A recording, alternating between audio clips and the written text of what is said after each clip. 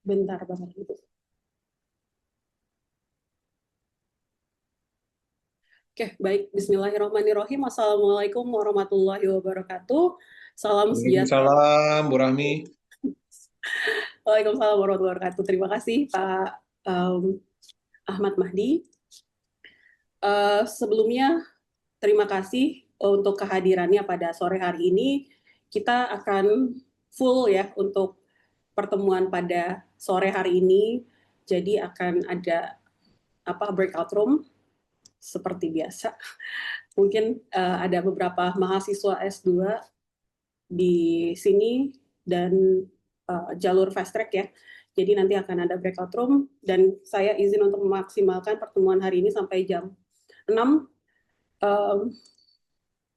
Saya share screen terlebih dahulu untuk pertemuan hari ini. Sebentar ya. Bentar Bapak dan Ibu. Saya maraton dari jam 1 meeting jam 2 sampai jam 4 ada kelas S1, sekarang lanjut ke mahasiswa pasca sarjana. Oke, nah rekan-rekan semuanya, jadi untuk sore hari ini sampai 5 minggu ke depan itu akan diampu oleh saya untuk mata kuliah tata kelola teknologi informasi. Jadi kalau rekan-rekan Bapak dan Ibu semuanya melihat di Mas 3, ini ada topik ke-6, agenda perkuliahannya nanti akan ada penjelasan secara singkat terkait dengan alur 5 sesi ke depan, lalu diskusi kelompok kecil, ini kelompok yang sudah saya bagi, kelompok 1 sampai kelompok 4, tugasnya seperti apa nanti akan saya sampaikan. Lalu untuk minggu depan tidak ada perkuliahan, jadi ada kegiatan mandiri.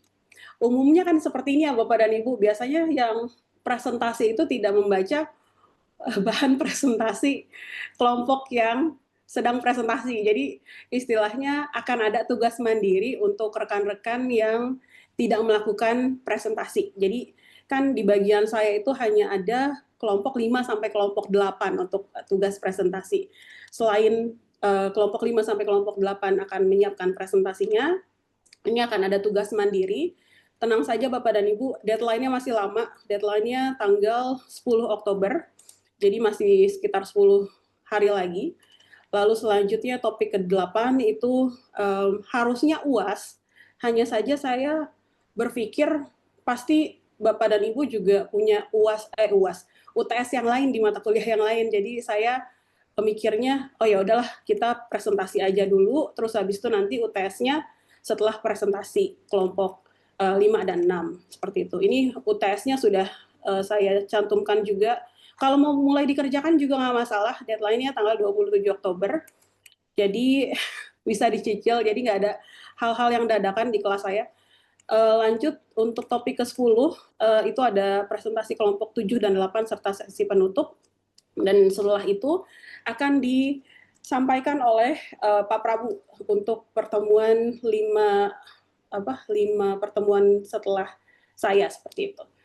Itu sih sebenarnya untuk agenda 5 minggu dari hari ini seperti itu. Nah, untuk topik ke-6, saya share screen lagi deh di bagian PPT. Ini agak muter-muter ya. Sebelumnya, ini sebagai perkenalan dan juga etika kelas, Bapak dan Ibu. Sebelumnya, perkenalkan saya Rahmi. Mungkin Bapak dan Ibu juga banyak yang belum kenal saya, tapi sudah ada di orientasi waktu itu.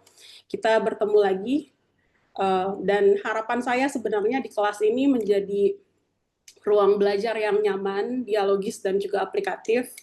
Kalau ada istilah yang kurang jelas, silahkan langsung diinterupsi atau diketik di chat kalau misalkan kita sedang diskusi seperti itu.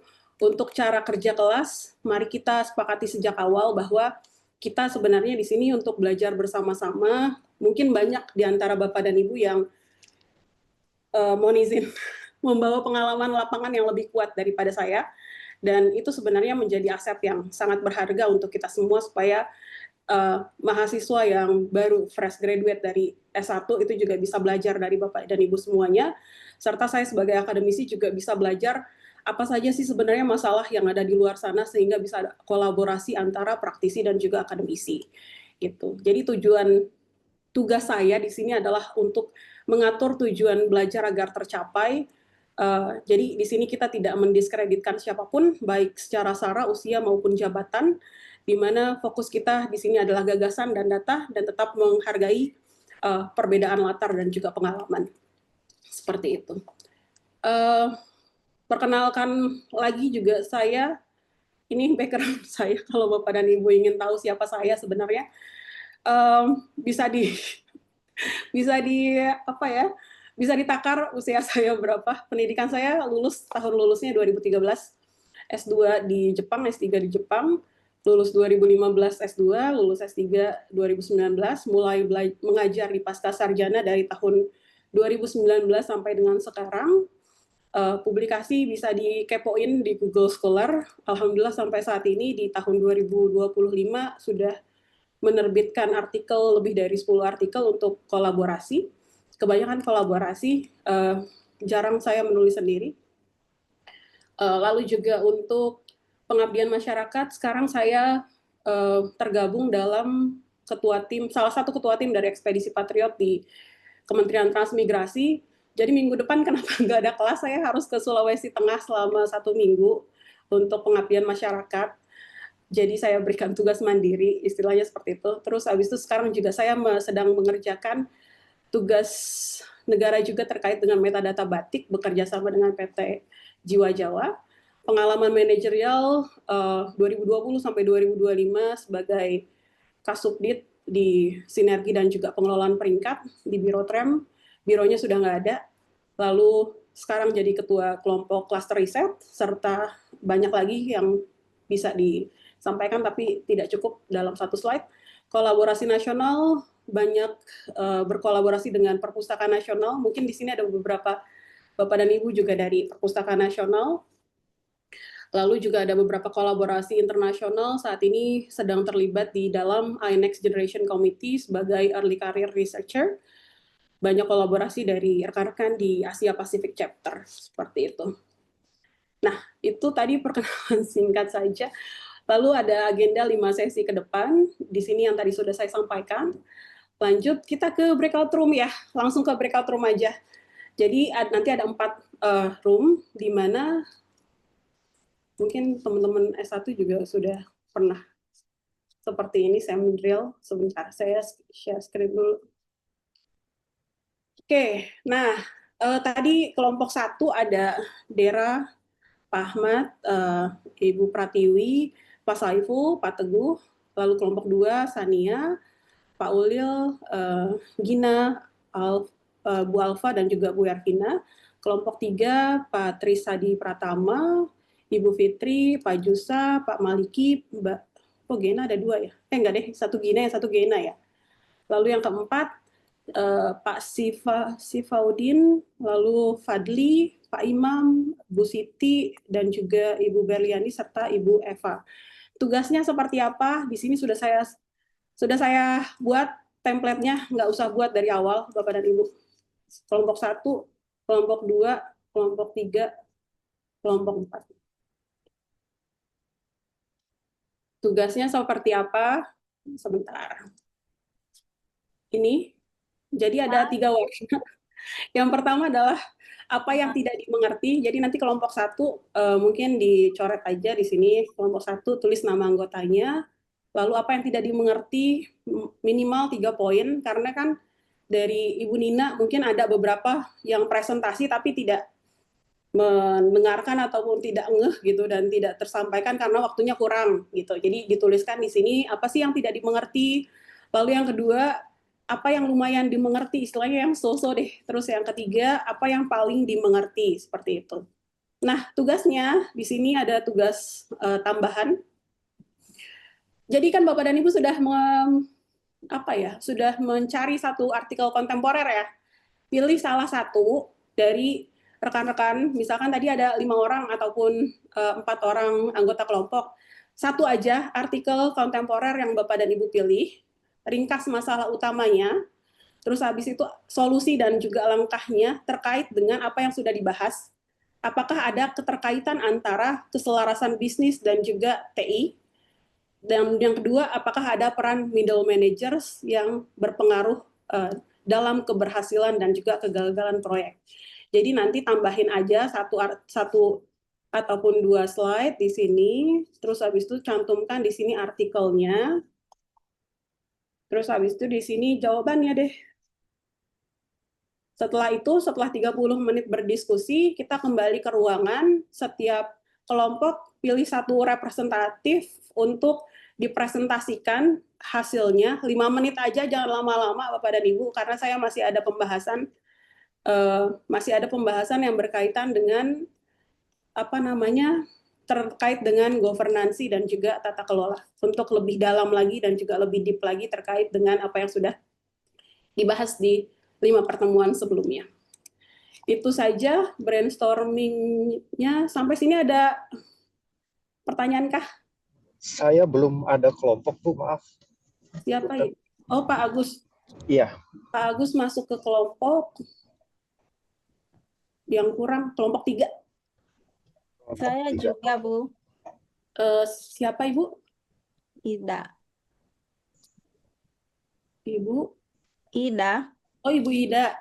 Ibu Ida masuk ke kelompok 2 ya, Ibu? Sebentar. Ini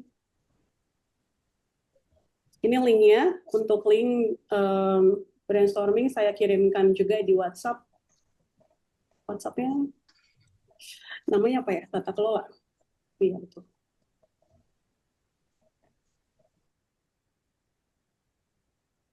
Oke. Berarti tadi Pak Agus kelompok 3, Bu Ida kelompok 2. Ada lagi yang belum dapat kelompok, Bapak dan Ibu? Aman ya? Kalau saya Irzam, Bu, masuk ke mana ya? Oh, Pak Irzam. Oh, Pak Irzam belum ya? Kelompok 1 aja, Pak. Silakan kelompok 1.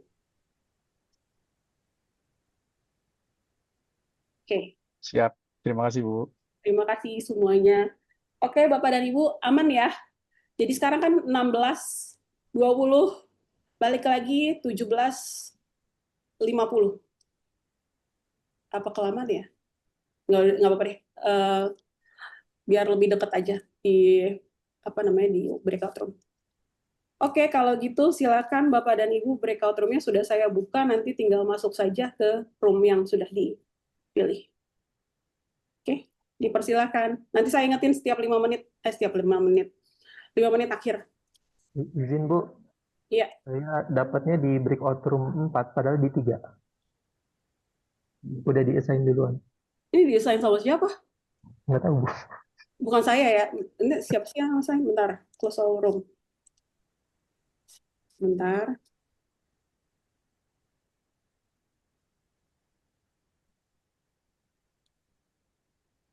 Ya. Breakout room-nya masih terbuka. Bentar, Pak Jusa. 40 detik lagi. Sampai sini ada pertanyaan?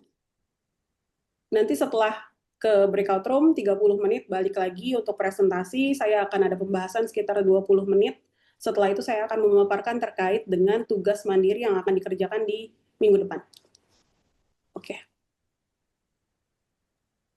Saya juga masalahnya sama, Bu, kayak Pak Jusa tadi, harusnya kan di room 3 ya, tapi malah di room 1 pasnya saya masuk, terus saya udah leave breakout room sih ke main room ini lagi. Masih Bu. Terima kasih. Oke, saya open. Tadi mana Pak Jusa? Pak Jusa ke room berapa tadi? 3 ya? Iya, Bu. Saya Ya, juga harusnya room 3 Bu, tapi invite-nya room 1 nih. siap. Pak Tris. Apa tamu 3. Sip, dah. Sama Bu, saya juga harusnya room 3 ya, tapi ininya room 1 nih, sejauh ini. Oke. Siapa sih yang assign? Oke, bukan saya deh. Oke, sip. Kebalik nih Bu, saya 3 harusnya 1. Oke, bentar. Pas saya full 1. Oke, ada lagi? Mei. Saya Hmm, juga Bu dari harusnya 3 di assign di 2. Balik di 2. Harusnya 3 kan ya? Iya benar Bu. Oke, Makasih Bu. terima kasih. Ada Mbak lagi? nih, Hmm, saya Geina harusnya di room 3, kelompok 3. Gena di mana tadinya? Oh, 1 ya. Tadi di 1. Oke, ada lagi? Mei, group Saya 2. Ya Mbak, harusnya di room 2 Mbak. Oke. Sania, kedua.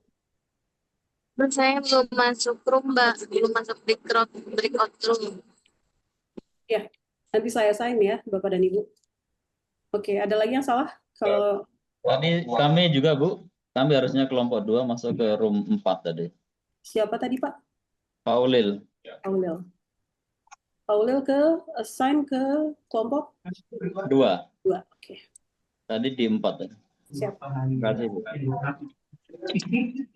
saya Imam Bu, Ya, kelompok 4 tapi masuk ke meeting 3 Bu. oke. Pak Imam, Ilman. Saya Bu, Mm-mm. kelompok 1 Bu, saya Siapa? Pratiwi, harusnya di kelompok Bu, 1. mohon maaf saya masuk breakout room. Bentar ya. Saya assign satu-satu aja deh. Mbak Berliani di mana, Mbak?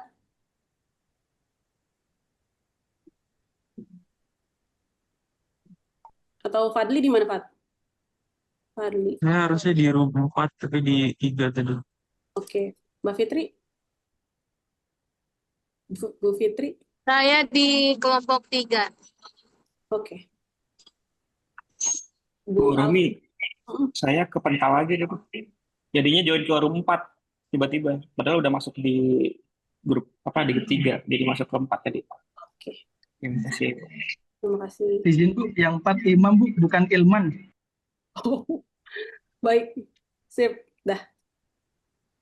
Bu Ida tadi dari kelompok 1. 2. Ya, Oke. Ibu Siti di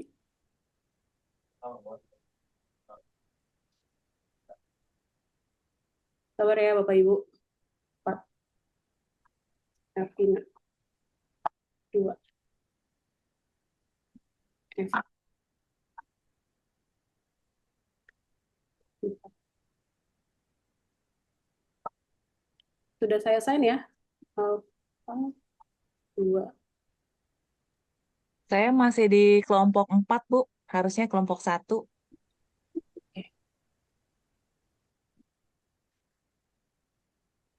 Sudah Bu?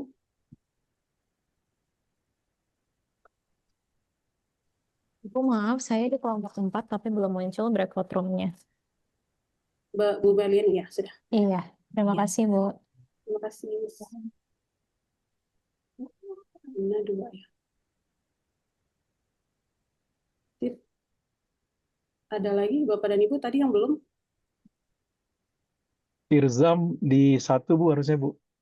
Ilzam 1. Oke, siap. Sudah? Pak Teguh Eko juga harusnya Bu. Oke. Sudah. Sudah Bapak, silakan bisa bergabung.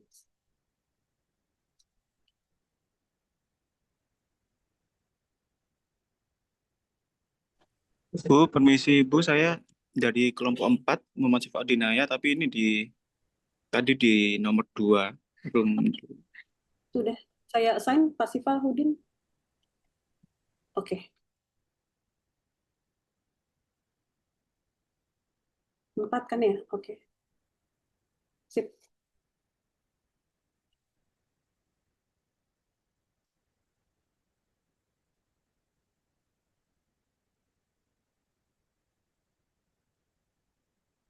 Bu Siti 4 ya?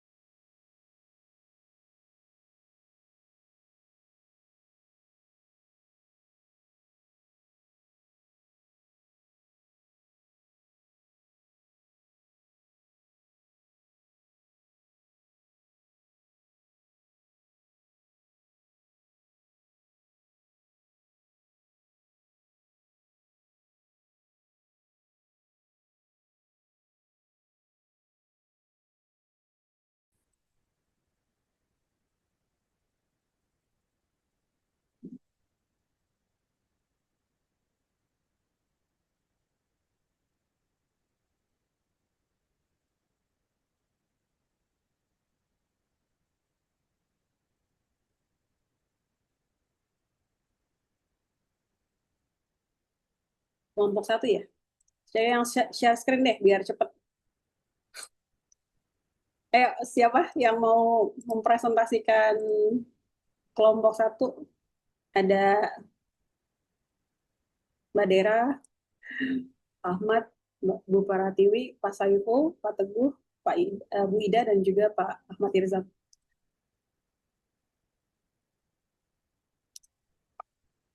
Saya tunjuk.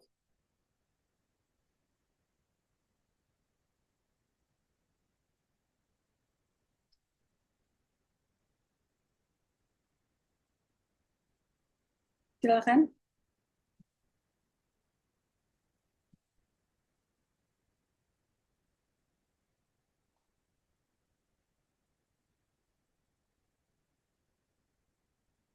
Kayaknya kelompok 1 malu-malu nih.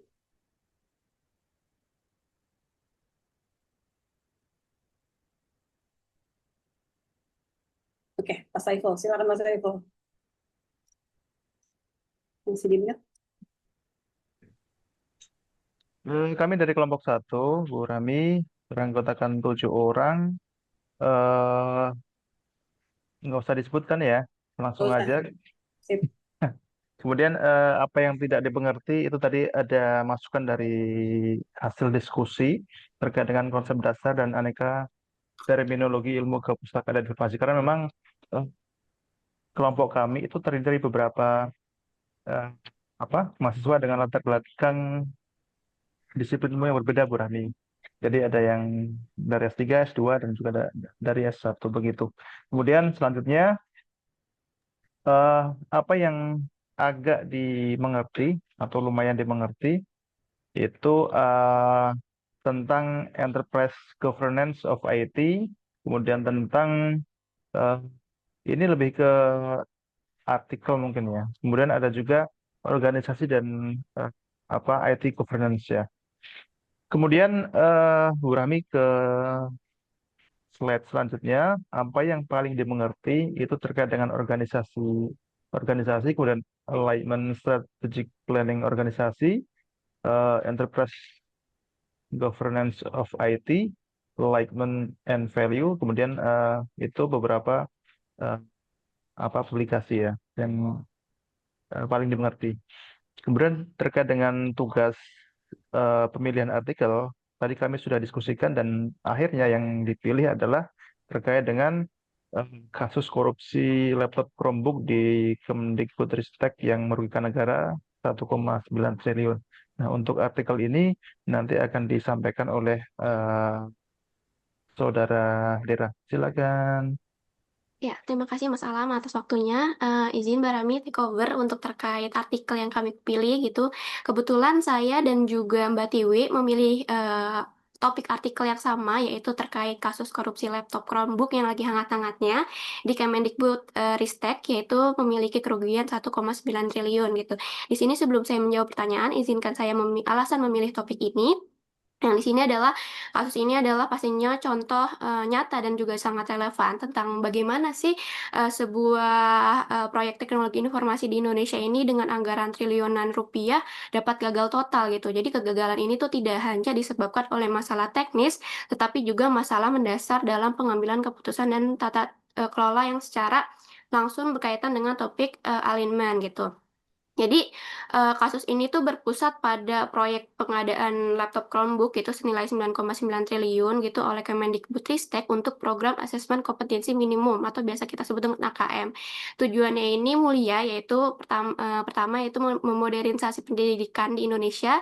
Namun proyek ini tuh menjadi skandal besar gitu karena adanya dugaan korupsi serangkaian keputusan yang tidak logis juga yang berujung kerugian negara 1,98 triliun gitu. Yang paling menonjol adalah perbedaan keputusan teknis yang dimana tim internal Kemendikbudristek ini sebenarnya sudah merekomendasikan penggunaan sistem operasi yang lain gitu, yang lebih fleksibel. Namun keputusan beralih ke Chromebook gitu. Nah, masalahnya Chromebook ini sangat bergantung pada koneksi internet yang stabil, sementara Pustekom Kemendikbudristek ini sendiri sudah melakukan uji coba menemukan bahwa akses internet di banyak daerah di Indonesia tidak memadai gitu. Jadi masalah utama yang terjadi gitu yang bisa kita bahas yang pertama di sini yaitu pilihan teknologi yang salah dan tidak tepat sasaran. Jadi para tersangka ini secara sepihak memutuskan untuk menggunakan Chrome OS ini pada teknologi yang memiliki banyak kelemahan untuk diterapkan di daerah 3T, yaitu terdepan, terpencil, dan juga tertinggal. Akibatnya tujuan utama proyek menyediakan TIK bagi siswa di sekolah ini jadi tidak tercapai gitu.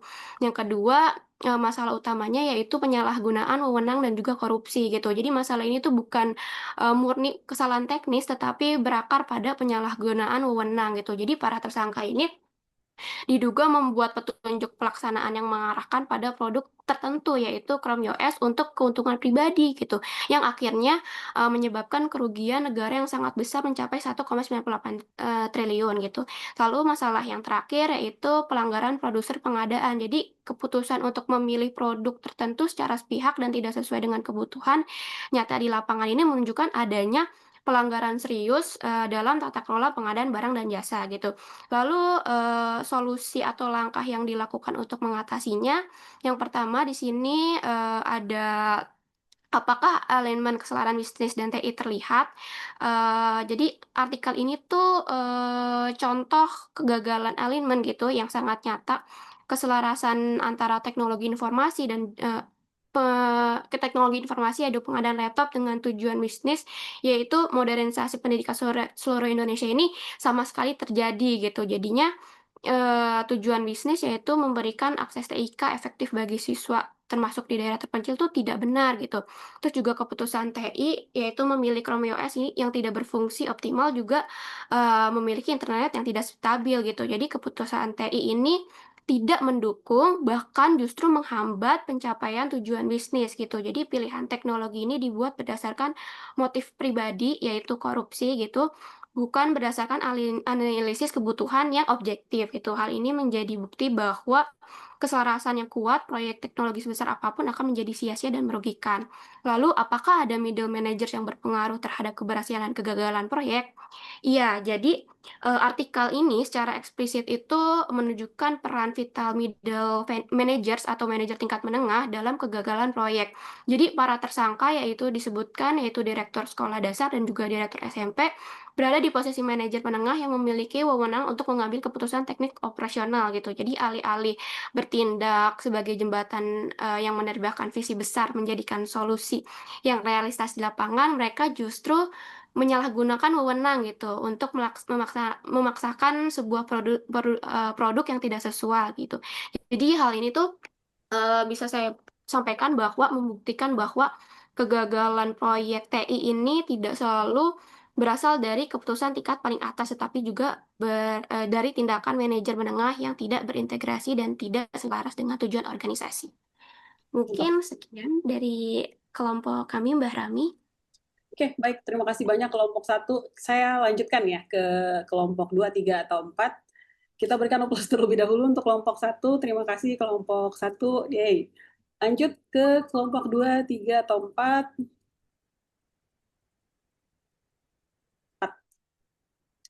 Sip. Silakan kelompok 4.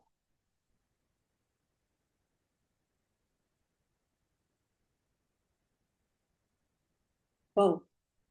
Oke. Baik, terima kasih Mbak Rahmi dan teman-teman. Kami dari kelompok 6 ada Mas Siva, Mas Fadli, Imam, Mbak Kiki, Mbak Berani, dan Mbak Esa. Next, Bu. Nah, apa yang sudah dimengerti, nah kami sudah percaya pasti sudah ditulis oleh kelompok yang lain dan sudah sangat spesifik, jadi kita tidak akan menuliskan atau menambah atau mengurangi gitu. Saya rasa sudah cukup, kami juga merasa cukup. Jadi lanjut aja tugas kami. Lanjut. Nah, ini yang jauh lebih menarik karena kita memilih pusat data nasional karena efeknya juga tentu apalagi teman-teman perpusnas juga merasakan gitu karena kita juga banyak teman-teman yang bekerja di perpusnas gitu. Kenapa selain itu kenapa kita memilih ini karena ini adalah masalah yang sangat lucu ya gitu di bawah Kemenkominfo berkaitan dengan teknologi informasi komunikasi dia pengawasan ruang digital dan aplikasi informatika tapi kecolongan itu kan sangat lucu kayak ibarat kantor polisi tapi dimainin komputernya itu kan lucu gitu. Nah itu alasan salah satunya kami memilih problem pusat data nasional yang kena ransomware gitu. Selanjutnya Mbak. Nah masuk ke dalam ranah atau problem utama kenapa sih jadi ransomware ini sampai bisa menyerang pusat data nasional akan disampaikan oleh Mbak Tika. Silakan, Mbak.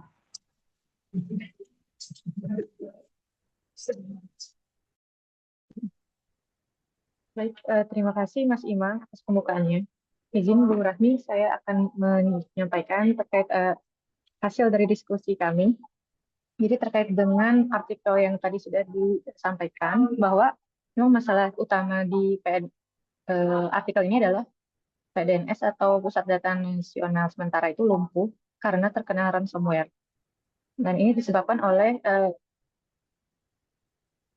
PDNS itu memiliki pusat data cadangan dan belum memiliki sistem pertahanan yang cukup kuat. Kemudian juga masalahnya lagi ada kebocoran data di sana.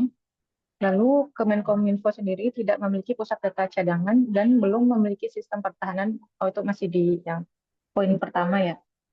Intinya dia tidak memiliki sistem pertahanan yang cukup kuat untuk menghadapi serangan siber. Nah, tantangan yang ada yang terlihat di artikel ini adalah diakui bahwa pertas itu semakin canggih dalam melakukan serangan siber diakibatkan oleh kemajuan teknologi sehingga peretasan ini tidak bisa dihindari gitu. Lalu juga kesalahan yang atau tantangan yang ada itu adalah mereka tidak punya atau belum punya blueprint untuk menangani serangan siber. Misalnya ketika serangan terjadi itu apa yang harus dilakukan itu mereka belum punya rencana strateginya seperti apa gitu.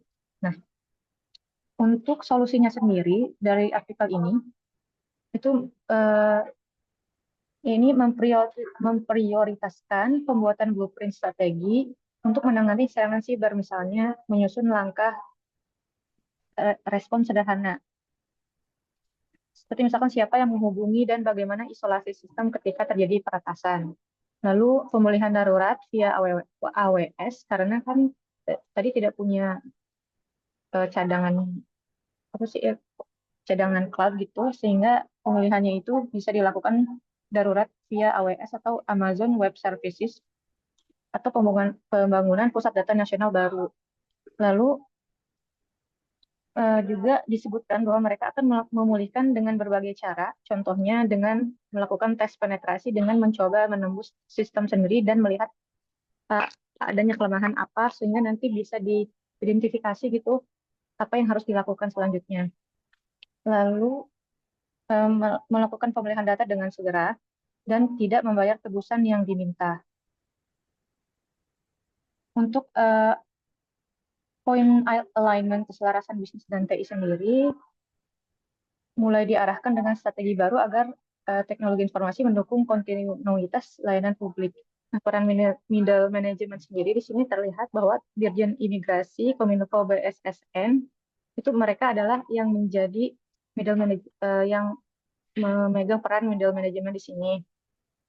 Lalu kegagalan dalam pengadaan program keberlanjutan, mohon izin Bu, maaf.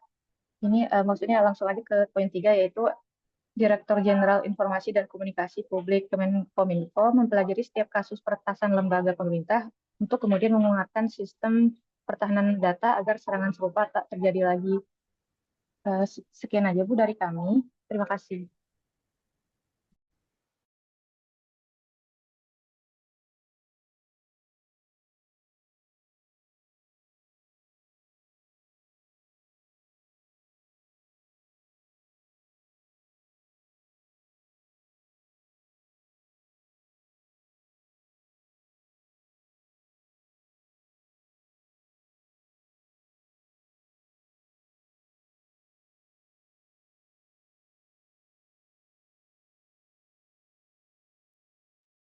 Kami izin share screen ya, Ibu.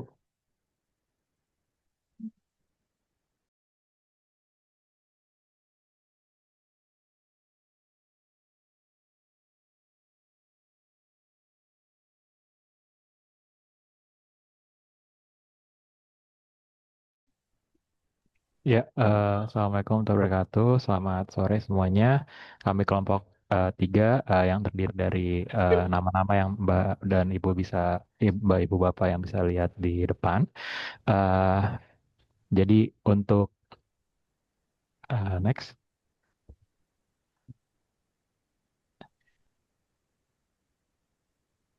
Ya sambil nunggu saya sambil jelasin, kan teman-teman juga udah tahu template-nya. Kita coba under 5 menit juga. Apa yang tidak dimengerti sebenarnya kita itu di bagian measurement untuk business and IT alignment kan ada measurement yang perlu kita lakukan di situ. Nah, teknisnya kita sangat-sangat belum mengerti, tapi konsepnya lumayan.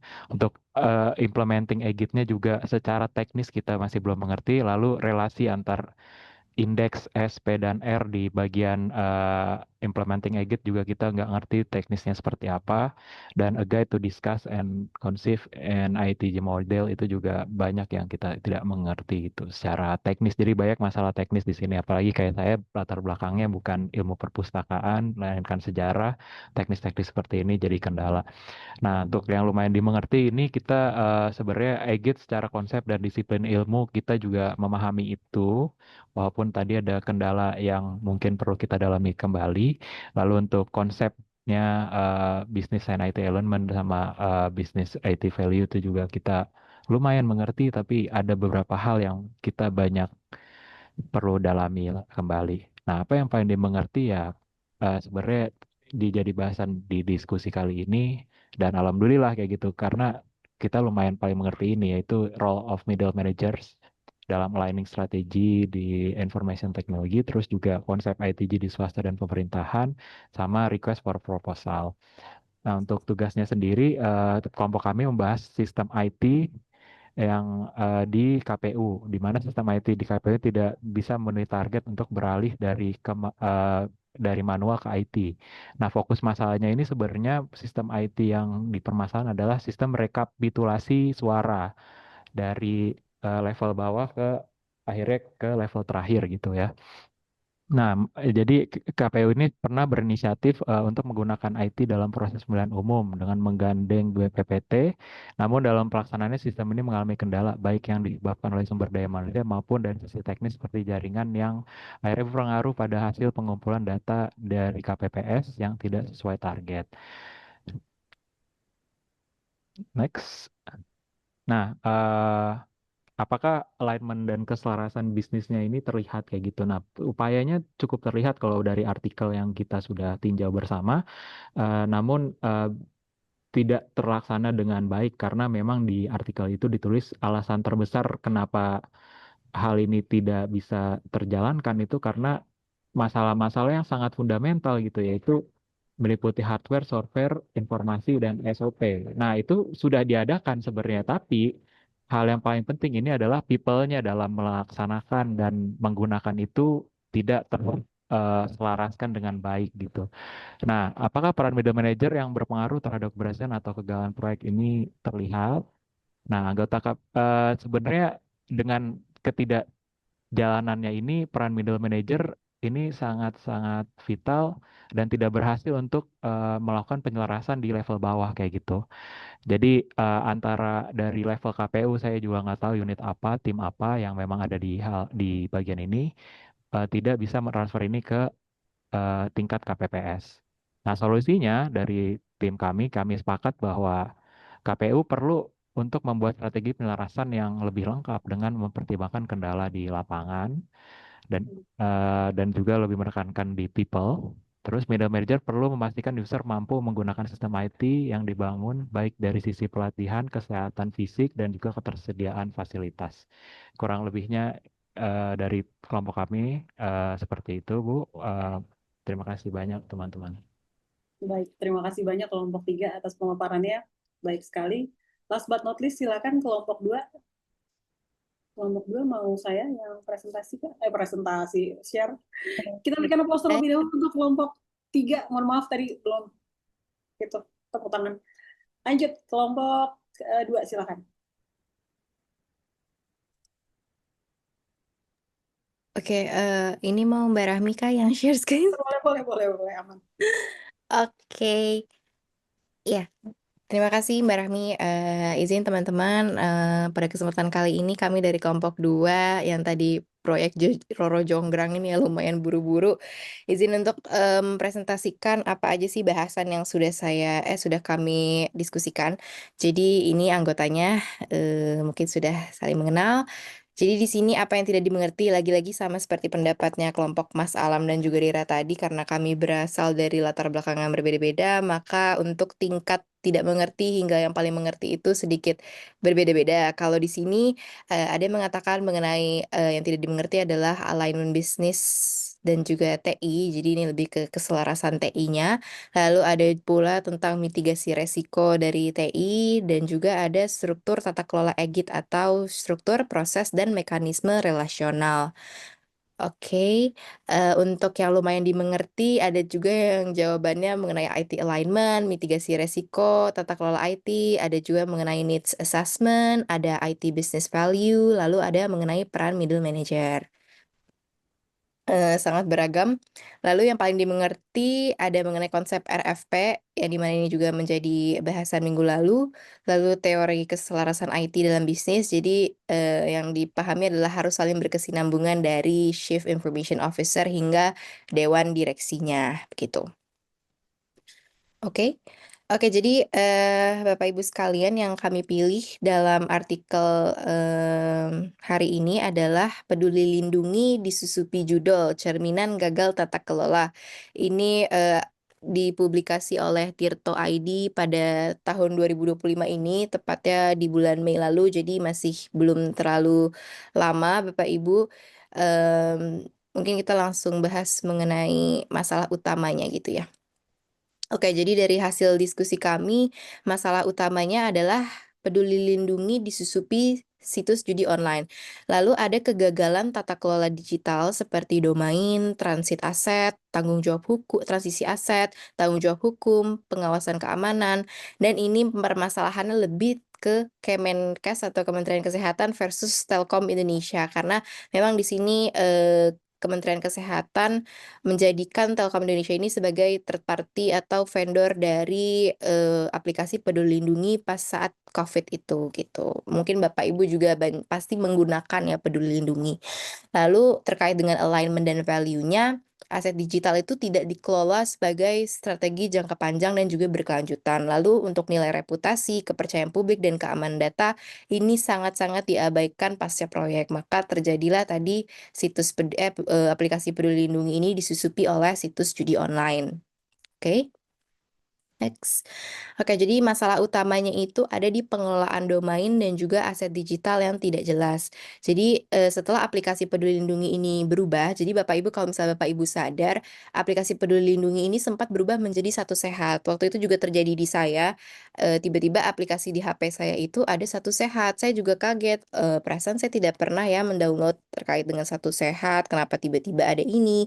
Lalu saya sempat nanya ke teman, oh ini mah aplikasi Peduli Lindungi sekarang sudah ganti jadi Satu Sehat. Kalau misalnya sudah digunakan hapus aja gitu.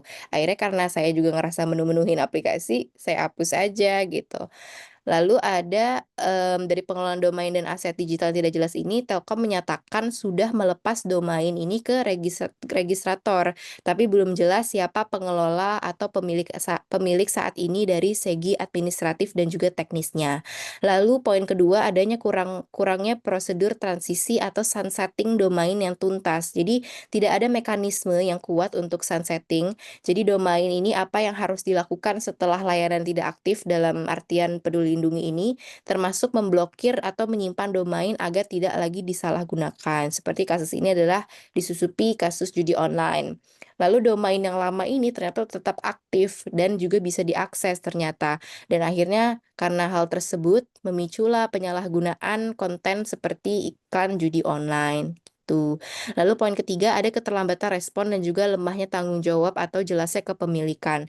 Jadi banyak nih pihak-pihak yang saling melempar tanggung jawab, seperti Kemenkes menyebutkan mereka bahwa mereka ini sudah tidak lagi kok mengelola aplikasi ini. Lalu Telkomsel pun juga menyebutkan bahwa kontraknya telah berakhir, jadi bukan tanggung jawab kita lagi dong gitu. Jadi tanpa kejelasan siapa yang bertanggung jawab, sekarang domainnya jadi disalahgunakan. Lalu poin selanjutnya adalah potensi risiko keamanan dan kepercayaan publik. Jadi ada muncul kekhawatiran bahwa kita juga ya, termasuk kita pengguna Peduli Lindungi pada saat itu, data penggunaan yang lama berarti masih ada dong. Berarti terkait dengan domain lama ini, walau klaimnya sudah disebutkan, database-nya sudah diserahkan dan domainnya sudah kosong, tapi publik jelas masih sangat khawatir dan juga tidak bisa mendapatkan verifikasi secara penuh mengenai keamanan sistem ini. Lalu, poin terakhir adanya kurangnya transparansi dan komunikasi publik. Jadi publik belum mendapatkan informasi yang memadai nih tentang bagaimana sih sebenarnya proses migrasi datanya dari yang tadi di Peduli Lindungi, lalu sekarang jadi Satu Sehat tiba-tiba, terus kayak gimana, apakah ada enkripsinya gitu, apakah data-data kita sudah terencrypt gitu, lalu apakah bisa untuk penghapusan data-data yang lama dan bagaimana domain lama ini bisa diamankan aja gitu. Next. Oke, di sini ada pertanyaan, yang pertama mungkin jelaskan solusi atau langkah yang dilakukan untuk mengatasinya. Jadi berdasarkan hasil diskusi kita juga, kita menemukan bahwa harus di-take down nih domainnya oleh vendor yang, bertanggung jawab, dalam artian di sini Telkom. Karena sepertinya tidak ada biaya pemeliharaan, ini praduga tak bersalah ya dari kelompok kami, kayaknya nggak ada biaya pemeliharaan nih, seharusnya dalam kontrak itu disebutkan harus ada biaya pemeliharaan, seperti masalah-masalah ini agar tidak terjadi. Contohnya masalah ini ada, disusupi judul online. Lalu harusnya saat ada perkembangan IT seperti tadi Peduli Lindungi menjadi Satu Sehat, maka pihak ketiga ini wajib bertanggung jawab untuk mengontrol aplikasi tersebut dan juga, data-data yang di dalamnya tuh harus bagaimana. Nah, lalu yang kedua adalah memperbaiki sistem security dan melakukan sosialisasi terkait keamanan aplikasi sebelum proyek ini dijalankan. Jadi memang seharusnya sebelumnya sudah harus ada nih sistem security yang menjelaskan terkait keamanan data dan aplikasi ini sebelum, ini aplikasi di-develop gitu. Oke, lanjut boleh, Mbak? Oke, jadi, selanjutnya adalah IT alignment. Ditanyakan tadi apakah ini sudah melihatkan keselarasan IT. Nah, kalau dari pendapat kelompok kami, justru ini contoh ketidakselarasan. Karena apa? Karena ketidakselarasan ini ada di kelalaian administrasi data. Ketidakselarasan ini juga ada di tata kelola teknologi informasi. Jadi ada kekosongan sehingga bisa disusupi oleh judul atau orang-orang yang tidak bertanggung jawab. Ketidakselarasan manajemen resiko pula dan juga ada yang membuat Peduli Lindungi ini, sebelumnya tidak ada mitigasi resiko dan tidak ada pembahasan terkait manajemen resikonya yang komprehensif sebelum aplikasi ini, dibuat. Jadi mungkin tidak ada, pemikiran sebelumnya terkait, "Oh mungkin nanti tidak akan digunakan lagi," atau apa, itu masih dari praduga kami, begitu. Next. Oke, lalu ada peran middle manager. Jadi kalau misalnya dari kelompok kami berpendapat, di sini harus ada TOT atau training for trainer. Jadi bagi para pengelola aplikasi, karena memang dalam hal ini admin itu harusnya sangat bertanggung jawab dengan aplikasi yang sudah dipublikasi ke masyarakat. Apalagi pada saat itu kita semua masyarakat harus mendownload kan. Jadi jangan sampai admin ini lepas tangan karena Telkom pasti memberikan pelatihan dan juga survei terkait tentang aplikasi ini sebelum dipublikasi secara luas. Dan harusnya pula ada konsistensi dalam melaksanakan SOP yang sudah disetujui. Nah, apabila nanti ada permasalahan seperti masalah ini contohnya, maka harus disampaikan dan dituntaskan oleh third party-nya. Dalam hal ini adalah Telkomsel Indonesia. Lalu middle manager yang bertanggung jawab atas keamanan TI ini, seperti operasional domain, pengelolaan aset digital, perlu lebih aktif untuk menetapkan standar operasional, pemantauan dan juga audit, dan juga kepastian bahwa, keamanan ini tetap dijaga, apalagi ketika proyeknya sudah dianggap selesai. Lalu ada lagi kurangnya koordinasi antar level middle management. Jadi dengan stakeholder terkait, seperti kelembagaan pemerintah, pihak teknis, dan juga lembaga regulasi. Jadi ini dalam menetapkan siapa yang bertanggung jawab atas domain setelah layanan tidak aktif, makanya terjadi lempar-lemparan tanggung jawab tadi. Lalu ada juga yang berpendapat bahwa peran middle manager ini harusnya terlihat, tapi kenyataannya kurang efektif dalam prosedur keamanan, administrasi domain, minimnya koordinasi transisi aset terpihak. Lalu seharusnya hal ini justru menjadi penghubung kebijakan senior hingga implementasi teknisnya terhadap aplikasi yang sudah dibuat. Oke, iya. Sekian dari kelompok 2, terima kasih. Terima kasih kelompok 2 atas presentasinya. Kita berikan aplaus terlebih dahulu. Terima kasih kelompok 2. Baik, Bapak dan Ibu, itu tadi kita sudah brainstorming ya terkait dengan 5 pertemuan di awal itu sudah paham atau tidak, tapi ternyata tadi ada dari kelompok 3 yang baik sekali. Namun untuk pemaparan pada sore hari ini saya belum memasukkan adanya beberapa pengukuran yang tadi mungkin kelompok 3 bingung ya. Tapi nggak masalah. Saya izin Bapak dan Ibu untuk memaparkan terlebih dahulu karena biasanya dosen meminta presentasi gitu, tapi dosennya sendiri tidak presentasi. Jadi saya sekarang presentasi because I love yapping. Nggak masalah ya rekan-rekan ya. Jadi 20 menit ke depan saya akan memaparkan terkait dengan apa yang sudah disampaikan tadi oleh kelompok 1 sampai dengan 4 dan sudah dibahas juga.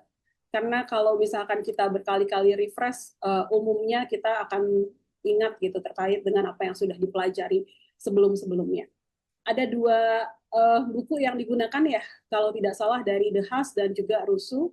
Kemarin saya sudah baca karena saya juga baru mengajar pada sesi bagian kedua, biasanya ditaruh di akhir.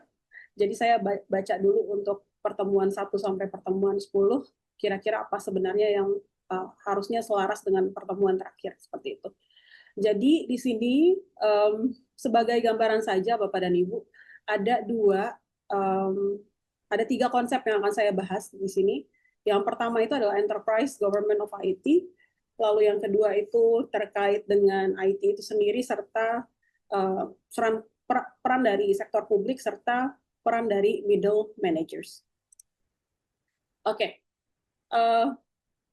Ini juga nanti akan saya gunakan salah satu software untuk mengidentifikasi kira-kira posisi dari penelitian di 3 subdomain, enterprise, governance, tata kelola di sektor publik, dan juga di peran middle managers itu seperti apa di dunia akademisi.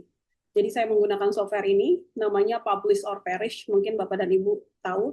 Nanti saya tampilkan bagaimana saya mencari terkait dengan literatur-literatur yang ada di dalam Google Scholar, karena di Scopus untuk literatur yang ada terkait dengan 3 konsep ini masih sangat terbatas seperti itu. Jadi saya menggunakan Publish or Perish dari Google Scholar untuk kemudian dirangkum keseluruhannya, temuan-temuannya seperti apa. Baik. Sebagai pemantik Bapak dan Ibu, saya izin untuk mengajukan satu pertanyaan. Bagaimana sih seharusnya istilah governance itu diterjemahkan? Apakah governansi atau tata kelola? Jadi di sini ada 2 mazhab Bapak dan Ibu. Kalau dari KNKG, salah satu bentukannya Pak Menko Perekonomian, mungkin Bapak dan Ibu sudah tahu ya. KNKG itu adalah Komite Nasional Kebijakan Governansi. Mereka menggunakan kata governansi di sini dibandingkan dengan kata tata kelola. Sementara di perkuliahan ini menggunakan kata tata kelola. Jadi sebenarnya ada 2 mazhab yang saya ingin sampaikan kepada Bapak dan Ibu, tapi pemilihan dari istilah ini tergantung dari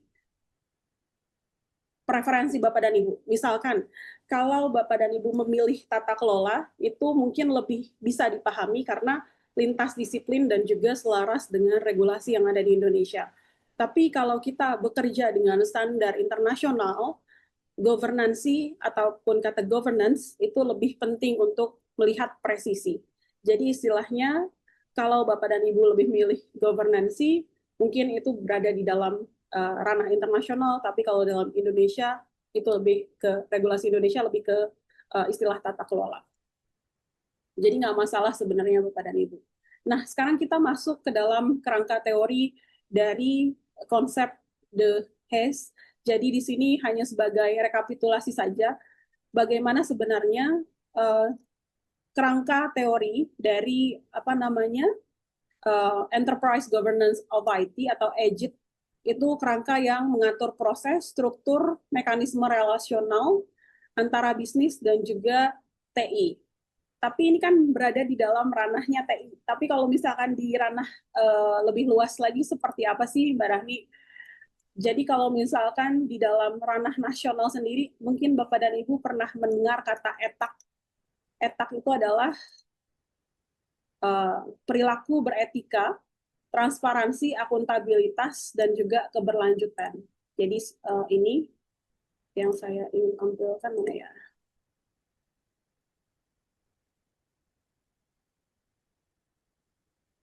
Terputar. Nah ini. Jadi kalau dalam governance sendiri ada namanya yaitu perilaku beretika, transparansi, akuntabilitas, dan juga berkelanjutan. Jadi lebih digunakan secara luas itu adalah konsep etak dibandingkan EGIT. Ya nggak masalah sih, itu hanya sebagai konsep saja. Nah, jadi terkait dengan konsep The Haze ini, bisa Bapak dan Ibu refresh kembali bahwa dalam praktiknya EGIT itu diterjemahkan menjadi salah satu project charter, di mana salah satu kriteria yang sukses untuk terukur, lalu juga ada beberapa domain governance yang lazim, seperti contohnya panduan dari IT Governance Institute yang mencakup strategic alignment, lalu juga value delivery, risk management, resource management, dan juga performance measurement, di mana fungsi utamanya itu adalah untuk menilai, memberi arahan, dan juga memantau penggunaan TI. Nah, gimana sebenarnya posisi konsep The Haze itu di dalam ranah keilmuan bidang kita atau bidang informasi dan juga perpustakaan itu sendiri. Jadi saya menggunakan kata ataupun pencarian Enterprise Governance of IT and Business IT Alignment and Value Creation dan mendapatkan sekitar 280. Saya share screen aja semuanya daripada gitu. Nah, ini salah satu software yang saya gunakan untuk mengidentifikasi sebenarnya posisi dari konsep yang saya jelaskan itu 3 konsep. Yang pertama itu enterprise governance itu ada di mana sih sebenarnya? Nah, dari sini semuanya bisa dirangkum bahwa sampai saat ini masih ada sekitar 280 artikel dari tahun 44 tahun yang lalu deh pokoknya Bapak dan Ibu. Jadi ada sekitar dari 1981 sampai 2025 itu udah ada sekitar 44 tahun. Jadi bisa dikatakan di sini literaturnya sangat kuat sekali untuk enterprise governance dan juga alignment. Hanya saja masih berfokus pada ini, kalau Bapak dan Ibu bisa download Publish and Perish, lebih open source gratis, terus tinggal masukin keywords di sini dan juga nanti bisa langsung search, nanti muncul semuanya di sini, lalu nanti akan ada save result, bisa menyimpan dengan menggunakan matrix dari CSV ataupun bisa mengeluarkan search report dari extended dari Publish and Perish ini. Nah, balik lagi supaya tidak terlalu kemana-mana ya Bapak dan Ibu.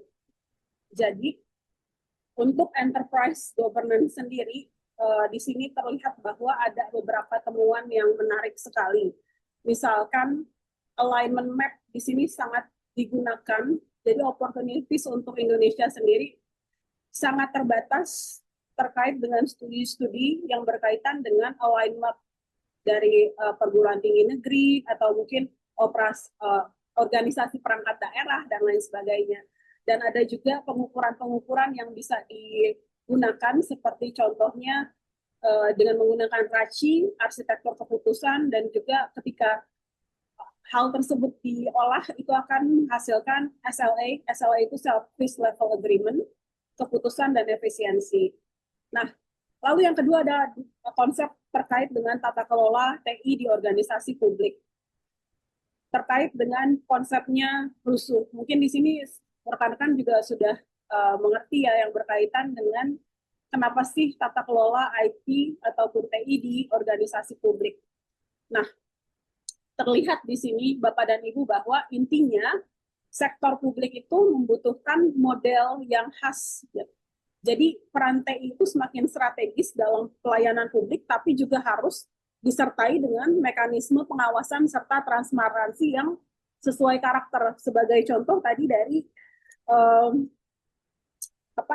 cyber security dari kelompok berapa tadi yang terkait dengan ransomware ada salah satu mahasiswa juga pasca sarjana yang meneliti terkait dengan cyber security kuantum.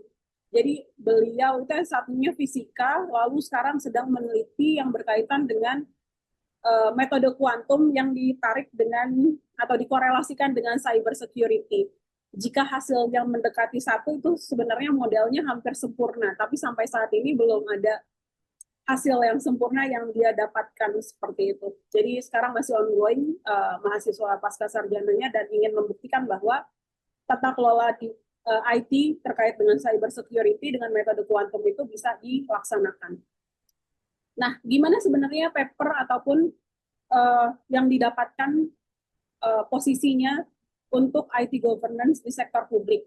Pada penelitian-penelitian yang berkaitan dengan IT governance di sektor publik, ini sangat terbatas sekali Bapak dan Ibu. Terlihat bahwa hanya ada sekitar 220 artikel di seluruh dunia dengan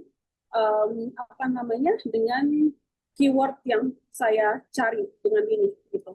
Jadi temuannya yang berulang itu adalah penekanan terhadap akuntabilitas, regulasi, transparansi, tapi jarang sekali yang memetakan mekanisme konkret seperti contohnya bagaimana sih portofolio dari sampai pada hasil layanan, akses dan juga reliabilitas, lalu juga jarang yang menggunakan konsep peraci itu sendiri gitu. Jadi banyak sekali istilahnya kesempatan untuk Bapak dan Ibu kalau ingin meneliti yang berkaitan dengan IT governance di sektor publik. Dan yang terakhir, konsep yang terakhir itu adalah middle managers atau manajer tengah ya istilahnya. Ada kutipan yang sinis tapi juga mengunggah karena ini disebutkan dari teman saya yang mengatakan bahwa middle managers are the doormats of the leaders and the bosses of the staff. Jadi disebutkan bahwa middle manager itu keset dari pimpinan dan tapi bos dari staff. Jadi sebenarnya posisi mereka itu memang berada di tengah ataupun di tengah tekanan ke atas dan juga ke bawah, tapi justru di situ letak dari peran krusialnya mereka agar kebijakan itu benar-benar berjalan. Sebenarnya tidak masalah sih middle manager ini dipermasalahkan, tapi masalahnya di sini adalah secara praktis middle managers ini merupakan penghubung antara pimpinan dan juga staf di garis depan. Jadi ada beberapa studi inovasi yang menyatakan bahwa ada 4 kontribusi yang konsisten terhadap middle managers ini. Yang pertama itu adalah mereka menyebarkan informasi terkait inovasi. Yang kedua itu adalah mensintesiskan informasi agar relevan bagi staf. Yang ketiga menjembatani atau eskalasi atau mengcascade strategi aktivitas harian dengan menyediakan alat serta dukungan yang diperlukan, serta yang terakhir itu mempromosikan inovasi agar diadopsi secara konsisten. Dalam kerangka EGIT, middle managers ini menjaga alignment antara kebijakan pimpinan dan juga eksekusi dari proyek seperti itu. Dalam penelusuran yang eksploratif ini sangat menarik Bapak dan Ibu. Tidak ada satupun artikel yang mencantumkan middle managers di dalam judulnya. Kebanyakan itu pencarian hanya mengandalkan title search, tapi banyak bukti itu sebenarnya bisa terlewat. Jadi kalau dilihat di sini, temuannya itu sangat sedikit sekali. Jadi hanya ada 11 paper, 11 artikel yang membahas terkait dengan middle managers.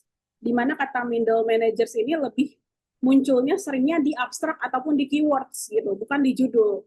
Jadi banyak sekali sebenarnya kesempatan untuk Bapak dan Ibu menuliskan keresahan dari para middle managers dari segala bidang, terutama dalam bidang IT seperti itu. Oke, 4 menit lagi. Aman. Jadi sebagai ringkasan Bapak dan Ibu di sini, kalau dilihat bahwa EGIT ini adalah salah satu konsep, mungkin berkali-kali ya saya jelaskan di sini bahwa pertama itu EGIT memberi arah agar IT bisa selaras dengan strategi, visi misi, dan juga benar-benar menghasilkan nilai. Yang kedua itu adalah tata kelola di sektor publik itu menuntut kita agar lebih eksplisit terkait dengan regulasi, akuntabilitas, dan juga mekanisme yang konkret, hingga ke outcome layanan. Dan yang ketiga, Middle managers itu adalah pengungkit eksekusi di lapangan yang menjaga jembatan antara kebijakan dan implementasi. Mereka eksekutor dan juga mereka bisa mengambil kebijakan. Jadi silakan manfaatkan kerangka ini untuk memperjelas keputusan proyek IT dari Bapak dan Ibu. Apa sebenarnya yang sudah masuk, apa yang sebenarnya ditunda, siapa yang bertanggung jawab, dan bagaimana nilai bisa diukur. Dan sebagai pekerjaan dari organisasi ini, jadi nanti 2 minggu lagi itu sebenarnya akan ada presentasi dari manajemen project. Sebentar, mana ya tadi? Semoga suara saya terdengar ya, karena di sini deras sekali. Bentar.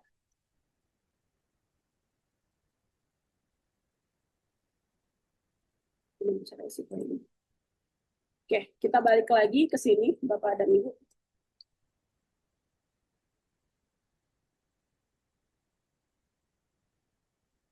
Oke, tadi itu bahasan yang saya sampaikan hanya sekedar untuk merefresh kembali.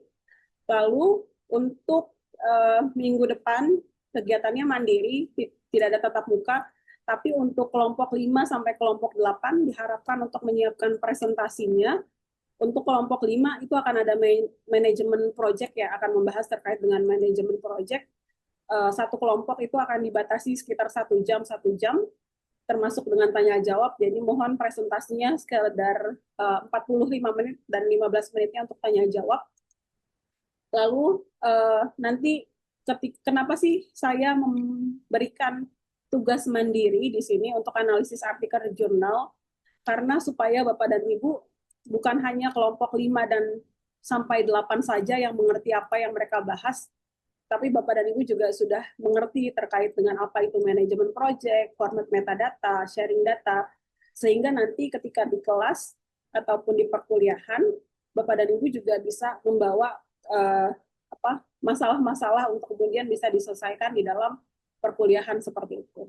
Jadi bukan hanya mendengarkan dari kelompok 5 sampai kelompok 8 saja, tapi juga Bapak dan Ibu juga sudah mempunyai ide terkait dengan tema, salah satu semua tema di sini.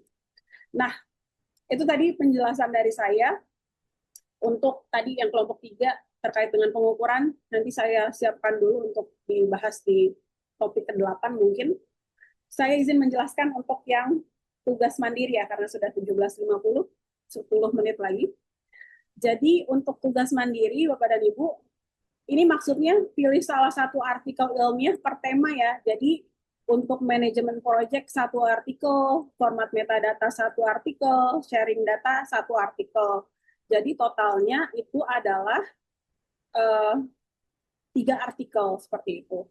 Dalam panduan pengerjaannya, setiap satu tema itu wajib untuk menjelaskan apa motivasi penelitian dan alasan Bapak dan Ibu untuk memilih artikel tersebut, lalu uraikan metode penelitiannya, uraikan hasil pembahasan, keterbatasan, dan rekomendasi penelitian, lalu jelaskan kebaruan atau novelty, diskusi potensi penerapan metode di Indonesia, apakah sudah ada penelitian serupa, ini opsional terakhir, kalau misalkan Bapak dan Ibu ada waktu luang, mungkin bisa melihat penelitian-penelitian yang serupa di Indonesia. Gimana caranya sebenarnya untuk mendapatkan artikel dari yang bagus gitu, dari Q1 ataupun Q2. Bapak dan Ibu mungkin saya bisa mencontohkan, contohnya mungkin ini ya, sharing data. Cari di Google Scholar, atau nanti bisa langsung di Scopus juga nggak masalah. Sharing data 2025. Terus habis itu bisa cari di sini, atau langsung saja di Scopus.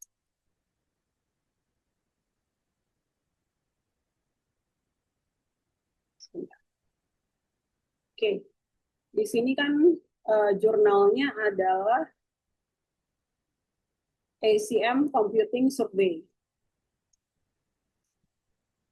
Ini cara cepatnya ya kalau identifikasi Q1 atau Q2 gitu.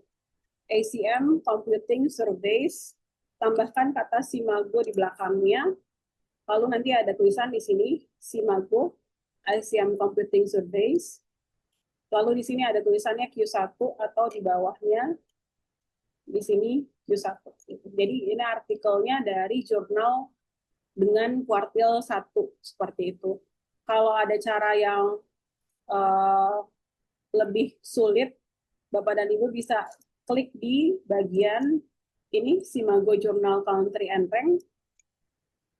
Terus di sini ada berbagai jenis kategori dari accounting sampai ya banyak sekali subdisiplin ilmunya. Kita bisa cari di Library and Information Sciences. Terus kita bisa cari di sini, misalkan yang paling pertama itu adalah International Journal of Information Management. Klik di sini, lalu cari di homepage-nya.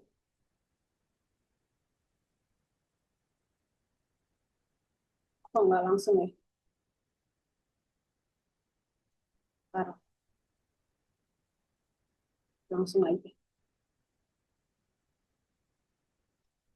Di sini cari di jurnalnya, terus bisa langsung cari di sini sharing metadata. Gitu. Jadi nanti bisa langsung di jurnalnya yang sesuai dengan Simago Journal and Country Rank. Gitu. Pertanyaannya adalah, Bu, kalau misalkan saya nggak mau di jurnal Library and Information Sciences atau maunya di bidang akuntansi ataupun di bagian sejarah, katakanlah seperti itu, nggak masalah sebenarnya, bisa dicari di sini, katakanlah History and Philosophy of Science, terus bisa cari di Q1.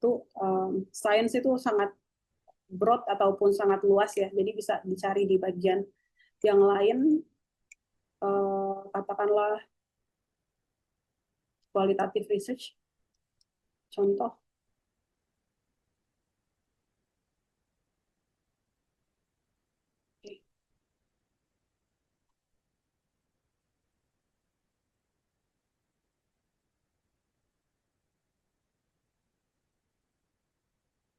Kayaknya beberapa nih.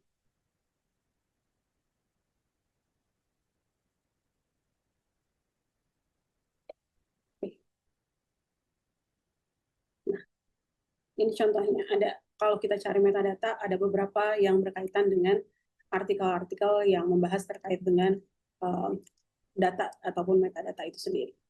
Seperti itu untuk tugas mandirinya. Selanjutnya mohon disiapkan kelompok 5 dan 6 untuk presentasi maksimal per kelompok 1 jam, 45 menit untuk presentasi, 15 menit untuk tanya jawab. Seperti itu. Sampai sini ada yang ingin ditanyakankah Bapak dan Ibu? 5 menit lagi sebelum ditutup.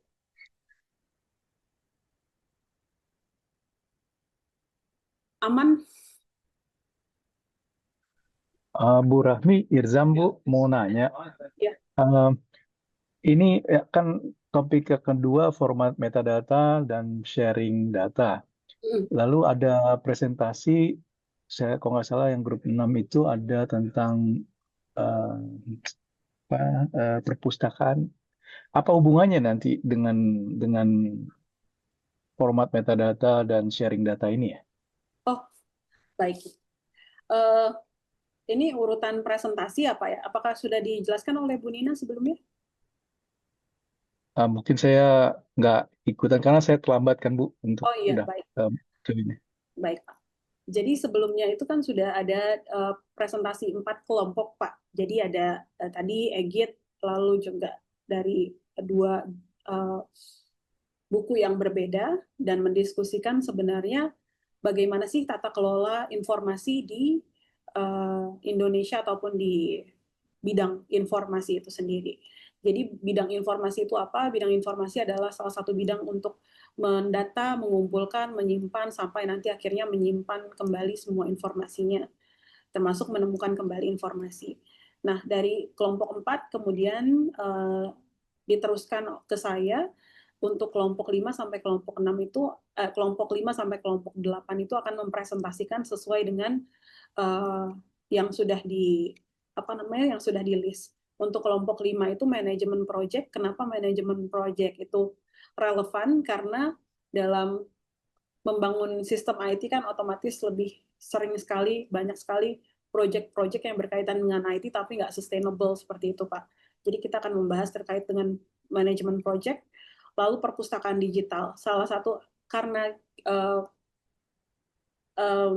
pasca sarjana ini di bawah Departemen Ilmu Perpustakaan dan Informasi, ini sebagai tambahan saja untuk melihat bahwa perpustakaan saat ini tidak hanya berfokus pada perpustakaan yang istilahnya fisik, tapi juga sangat banyak yang berkecimpung di digital. Ada juga yang berkaitan dengan shadow libraries, terus habis itu juga ada beberapa repositori ilmiah yang sedang dikembangkan oleh BRIN dan juga Perpusnas, seperti itu adalah salah satu contoh dari proyek terkait dengan IT dan juga aplikasinya terhadap departemen ini. Lalu selanjutnya untuk format metadata, metadata itu data dalam data, Bapak. Jadi kalau misalkan kita mengelola IT, otomatis yang jadi perhatian kita adalah interoperabilitas, yang mana menjadi permasalahan sampai saat ini di Indonesia, satu sistem dengan sistem yang lain tidak ketemu, Pak. Kenapa? Karena format metadatanya itu tidak sinkron gitu. Yang satu menggunakan format data dari Dublin Core, salah satu framework dari metadata, yang satunya lagi menggunakan metadata misalkan dari katakanlah MARC gitu, ataupun HTML yang lain seperti itu. Jadi format datanya itu tidak bisa nyambung seperti itu, atau dikatakan interoperabilitas antara satu sistem dengan sistem yang lain tidak berkomunikasi. Sharing data, karena tidak adanya interoperabilitas antara metadata, makanya tidak ada bisa sharing data. Banyak sekali sistem-sistem yang dibangun itu mulai lagi dari awal, Pak. Tidak bisa langsung mengharvest keseluruhan datanya untuk kemudian di-sharing di sistem yang baru. Seperti itu. Jadi itu antara koneksi dari kelompok 1 sampai kelompok 8. Seperti itu. Semoga menjawab, Pak Kirzam. Oke, ya terima kasih Ibu. Ngerti saya. Maksudnya walaupun saya masih meraba-raba tentang dunia perpustakaan, tapi bisa saya korelasikan dengan bidang pekerjaan saya juga. Terima kasih Baik. Bu Rahmi. Terima kasih banyak, Pak Kirzam. Ada lagi Bapak dan Ibu? Aman ya rekan-rekan semuanya? Baik, kalau begitu itu saja dari saya untuk pertemuan hari ini. Minggu depan mandiri dan juga kita akan bertemu lagi. Kalau rekan-rekan pengen request offline juga nggak masalah, saya akan offline. Tapi kalau misalkan lebih nyaman untuk online juga tidak masalah. Baik, itu saja dari saya. Satu lagi Bu Rahmi, mohon maaf, bolehkah minta ditunjukkan bagaimana mencari tadi dengan keywordnya itu di softwarenya tadi? Oke, baik. Ini softwarenya, Pak. Jadi ada 2 software yang sering saya gunakan untuk pemetaan keilmuan. Yang pertama itu adalah FOSViewer, yang kedua itu adalah Publish or Perish. Kalau FOSViewer, datanya itu kebanyakan dari Scopus. Jadi dari Scopus ini, misalkan saya pengen cari terkait dengan, Bapak keahliannya apa, Pak? Keahliannya Atau interest? IT. IT. Oh, sorry, bidangnya oil and gas. Oil and gas. Oil and gas, and coba kita kaitkan dengan IT.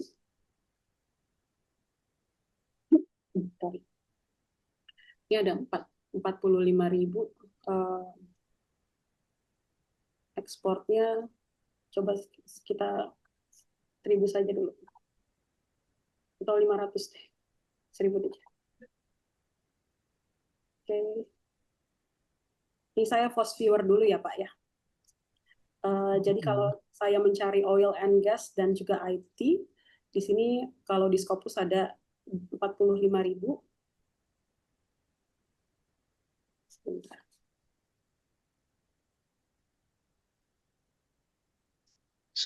Scopus ini tidak berbayar kan Bu ya? Tidak, Pak.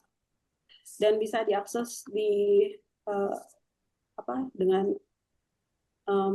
dengan aksesnya Bapak. Jadi Bapak bisa ke remote lib UI ACID, nanti isi SSO loginnya Bapak yang sudah diterima oleh DSTI ya kalau tidak salah.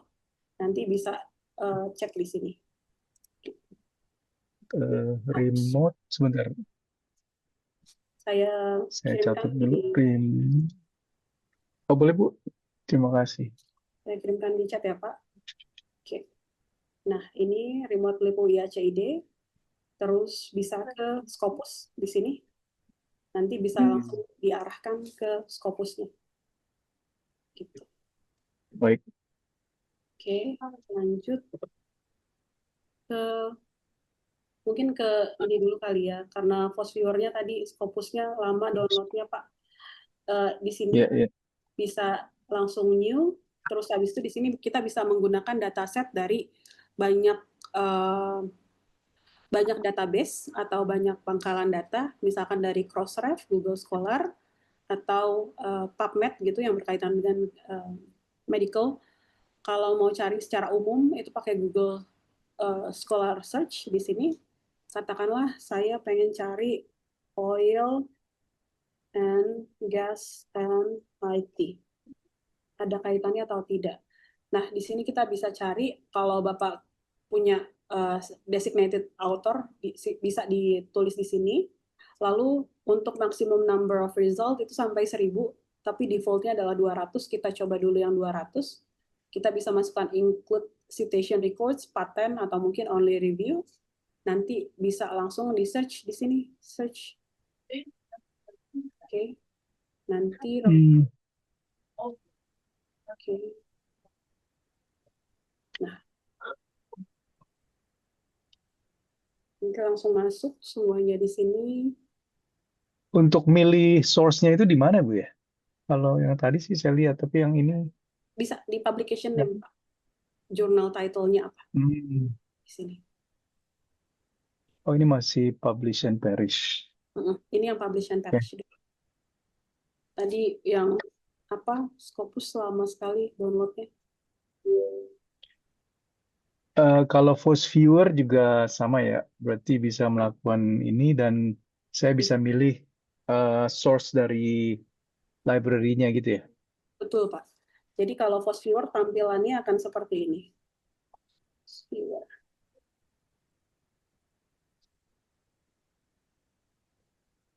Seperti ini nantinya. Beda tampilannya dengan publish or perish. Kalau Force Viewer nanti akan seperti ini, tapi kalau publish and perish akan seperti ini tampilannya. Dan bisa di-save berdasarkan search report-nya. Bisa di-save di sini, tampilannya akan seperti ini. Tadi ada matriksnya. Terus habis itu kalau pengen lihat hasil dari ini semuanya untuk diekspor, hasilnya akan seperti ini. Oke. Seperti itu, Pak. Jadi bisa. Kalau perbedaan antara Force Viewer dengan publish or perish sendiri dalam hal ini apa ya?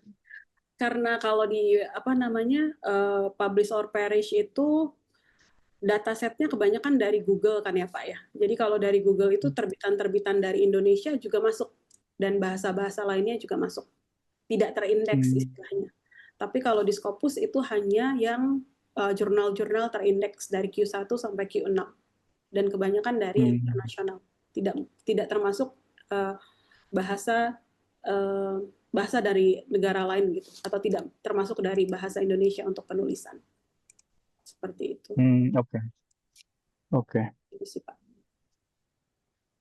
Siap. Ya.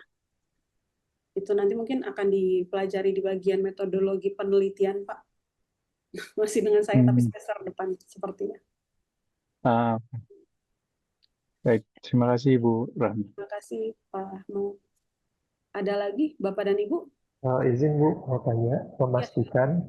Jadi untuk tugas yang review artikel ini untuk rekan-rekan yang tidak presentasi aja, atau semuanya review artikel? Semuanya. Oh semua, oke. Semuanya. Ini semuanya ya, tugas mandiri.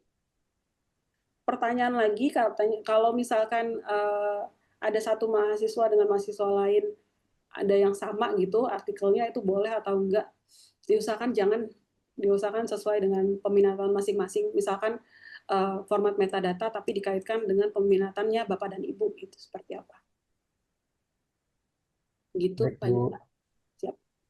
Ada lagi Bapak dan Ibu? Aman ya? Maaf, kalau yang kelompok itu saya mungkin telat ya, saya nggak tahu kelompoknya gimana ya. Oh, alah. Ada di grup, Pak. Oh, ada di grup ya? Oh, sorry. Oke. Ya, nanti mungkin bisa dikoordinasikan dengan Pak Jusa ya Pak, selaku koordinator kelasnya ya. Siap. Oke, ada lagi Bapak Ibu?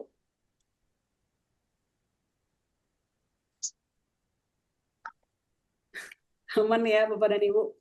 Baik, kalau gitu terima kasih semuanya atas atensinya pada sore hari ini. Semoga ilmu yang kita share dan juga belajar bersama-sama memberikan keberkahan, sehat selalu, sampai bertemu 2 minggu selanjutnya. Terima kasih, saya tutup. Wassalamualaikum warahmatullahi wabarakatuh. Waalaikumsalam. See you, Waalaikumsalam. Rami. Rahmi. Waalaikumsalam.